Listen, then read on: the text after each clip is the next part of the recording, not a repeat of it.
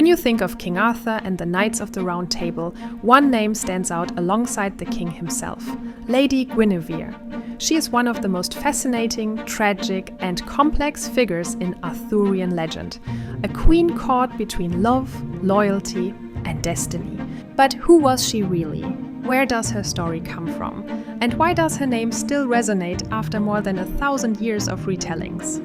Today, while I paint my version of Lady Guinevere, I'll take you through her story, the origins of the Arthurian myths, the heroes and betrayals, and the legendary love triangle that changed everything. I will also show you the full painting process, how I approached her portrait, which techniques I used, and a few new tips and tricks for combining watercolor with mixed media. You'll see how I build up her skin tones, add depth to fabrics, and create the little golden details that make the whole piece come alive.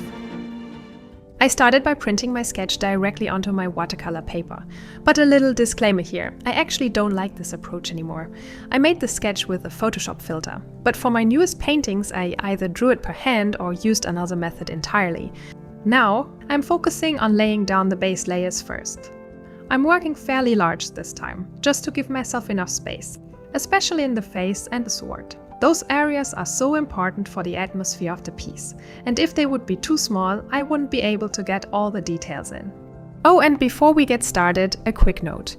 If you'd like to get access to my full, uncut painting tutorial of Guinevere, in which I go over every step of the process and share my brush and color techniques in detail, over 200 more tutorials and step-by-step guides, make sure to check out my Patreon. I also have limited edition prints of Guinevere available in my shop, so if you fall in love with her, as I did while painting her, you can now buy your very own hand-signed and numbered fine art print. You can find all links in the video description. Guinevere is best known as the wife of King Arthur, the legendary ruler of Camelot. In most versions, she's described as a queen of extraordinary beauty and grace, but also as the woman whose forbidden love with Sir Lancelot ultimately led to the collapse of Arthur's kingdom. The world she belongs to, the Arthurian legends, is a mix of Celtic mythology, medieval romance, and fragments of real history. Arthur himself first appears in early Welsh texts, more as a warrior king than the perfect ruler we know today. The legends as we recognize them, with Merlin, Excalibur, and the Round Table, were shaped during the Middle Ages by writers like Geoffrey of Monmouth and later Chrétien de Troyes. But who were they? Well, Geoffrey of Monmouth, for instance, was a 12th century cleric, and he pretty much invented the King Arthur we know today by blending scraps of history, Welsh legend, and a generous amount of his own imagination. Around 1136, he produced his masterpiece, The History of the Kings of Britain, which claimed to be based on an ancient book no one has ever seen, likely a clever trick to make his story sound authentic. Before Geoffrey, Arthur was just a warrior hero in scattered Welsh tales. Geoffrey turned him into a legendary king, complete with Camelot, Guinevere, Merlin, and a tragic final battle. It wasn't just for fun. His version gave the Britons a glorious past, and the Norman rulers a heroic British heritage to claim as their own. And then there's Chrétien de Troyes, a French poet from the late 12th century, and he filled the Arthurian legends with romance, quests, and complicated relationships. He gave us the most famous courtly love moments in the entire legend. And while I paint the first delicate washes of Guinevere's face, contrasting bright oranges and soft greens, I think of how these writers and others have portrayed her. In some versions she's loyal, while in others she's passionate and her tragic choices shape the fate of an entire kingdom. Her name was already part of older Welsh tradition, where she appears as Gwyavir, a name meaning white phantom or white fairy, hinting at something mystical and distant. In those early mentions, she's simply Arthur's wife, with little detail about her role. Geoffrey kept the name Latinized as Guinevere and placed her at the center of his version of the legend, linking his story to its Celtic roots while giving her a far larger part to play. And with the later introduction of Lancelot into the story, her role shifted from being simply Arthur's queen to the emotional heart of Camelot's greatest drama. a love that inspired noble deeds, but also set in motion its ultimate downfall. And Camelot was thought as the perfect city, an ideal vision of honor, equality, and unity. And the Round Table was thought as a kingdom where no one knight was greater than another. And Sir Lancelot, Arthur's most trusted knight, is brave, noble, and fiercely loyal to Arthur, but his heart belongs to Guinevere. Their relationship is both romantic and destructive. It's not just an affair, but the emotional core of the Arthurian legend. Two people bound by love, but torn apart by duty and guilt. Back at my desk, I moved on to the background. Here, I experimented with a mix of techniques. For example, I used masking fluid to cover some of the plants. And once it was removed, it left behind beautiful, crisp and clean silhouettes. But something that really drives me mad sometimes, though, is that I still haven't found a masking fluid that I'm truly happy with. They're all great, until you use them once, and then they just dry up, like they've decided their life's purpose has been fulfilled. It's so frustrating that actually I've stopped using them altogether, which is a shame because masking fluid can be incredibly useful. But I usually paint maybe 1 or 2 pieces a month, and I don't need it for every single one.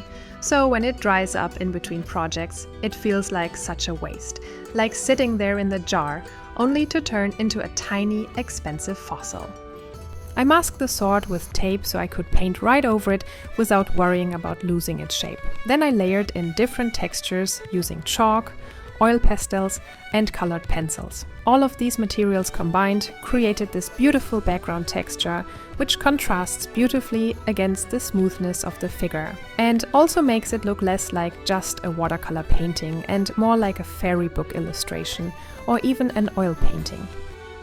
As I switch to the next part of my process, starting with her shoulder pads and dress, I can't help but think that her life had just about everything: glorious romance, political intrigue, and, of course, the occasional attempted public execution. In Le Morte d'Arthur, Arthur is torn in two. He adores his queen, but as king he is sworn to uphold the law and the honor of Camelot. With a heavy heart, he orders her to be burned at the stake for treason. But just when it looks like the curtain is about to fall, Lancelot charges in. His rescue is the stuff of legend. I mean, by legend you mean an act of love that also turns into an absolute bloodbath? Then, yeah. So he cuts down some of Arthur's most loyal knights, and in doing so shatters the unity of the Round Table forever. Lancelot's devotion to Guinevere is so intense it borders on madness. In Chrétien de Troyes' Lancelot, the Knight of the Cart, when he's kept from seeing her, he doesn't just sulk. He loses all reason. He wanders the forests like a madman, tearing his clothes and abandoning all knightly dignity. Back at my painting, things are, gladly, a little less bloody, but still require a steady hand. When I work with the colored pencils, I'm slowly building things up. Mostly I use this technique for faces and hands, intricate details like patterns or objects, but rarely for other parts of the composition, as they usually look better left a bit more abstract or loose, such as flowers or fabric. I'm using polychromos and luminance pencils again, and since my watercolor base is very light, it means I really have to work a lot with the pencils and put down a lot of pigment. The face isn't finished yet after the first layer, but I decided to continue with the rest of the painting first. I don't really like to finish the face completely right away. Sometimes I do, but not always. Guinevere's problems don't stop there. In another of Mallory's tales, she is accused of murder after Sir Payonel tries to poison Gawain with an apple. Seems somewhat familiar, right? But ends up killing someone else entirely. Guinevere had simply served the apple, but in Camelot that's enough for a death sentence. So once again, Lancelot rides in to defend her and proves her innocence, which is now a recurring theme in her love life. Okay, I've told you quite a bit about Guinevere herself. We learned where these stories came from and who wrote them, but we still don't really know what actually happens in them, right? Even though you and I probably know many of the main characters. So, let's do a quick tour.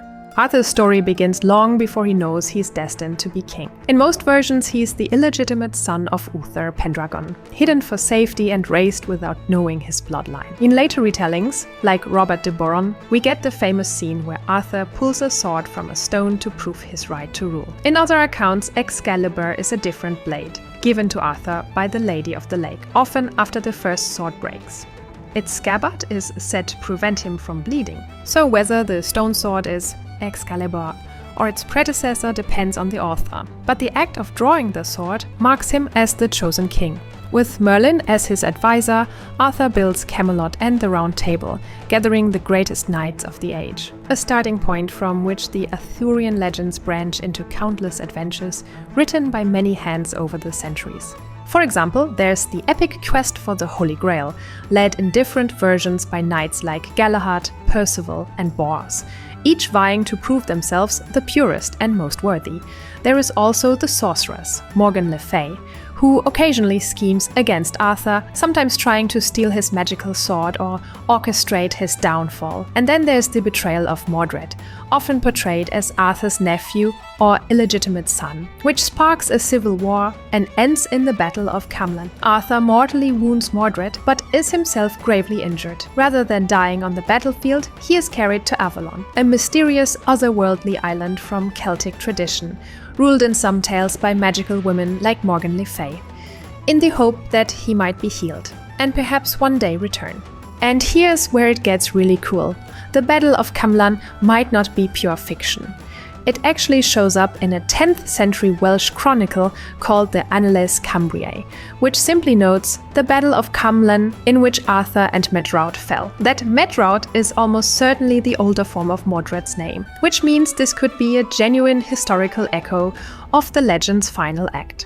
Historians still debate the location, but some point to sites in Cornwall or along the Welsh-English border. No one's found definitive proof. But the idea that this climactic battle might be rooted in real events makes the whole legend feel a lot closer to reality. Next, back to the painting process. I moved on to the dress, and at this stage I started using gouache and watercolor again.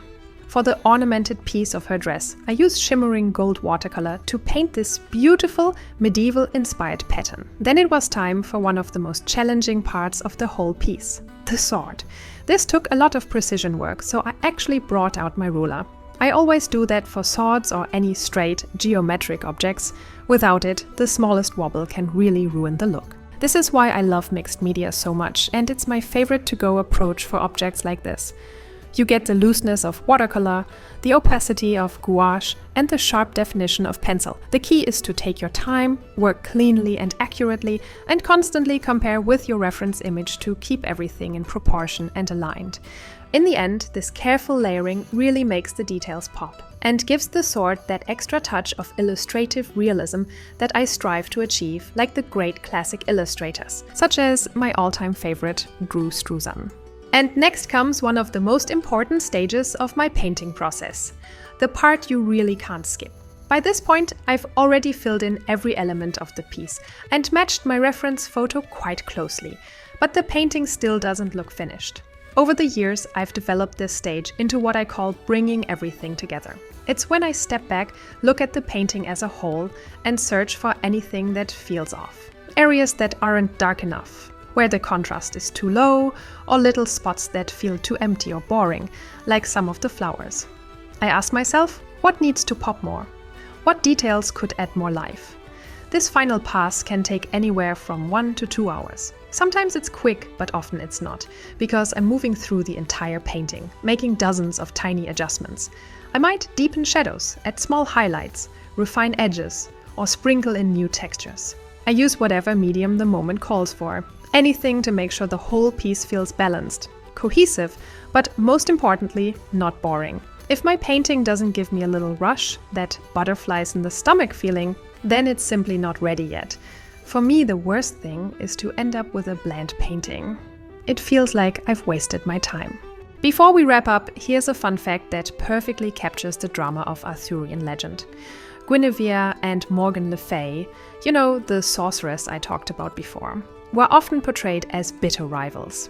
In many versions, Morgan tries repeatedly to expose or humiliate the queen. In one tale, she sends Guinevere a gorgeous, enchanted cloak as a gift. The moment Guinevere puts it on, the magic reveals the wearer's unfaithfulness by bursting into flames or withering away, depending on the version, forcing her to tear it off in front of the entire court. And here's the funny part. I've actually also painted Morgan Le Fay and have basically brought 2 sworn enemies to life on my desk that hated each other's guts. And since there will definitely be a video about Morgan coming soon, you can look forward for even more medieval drama.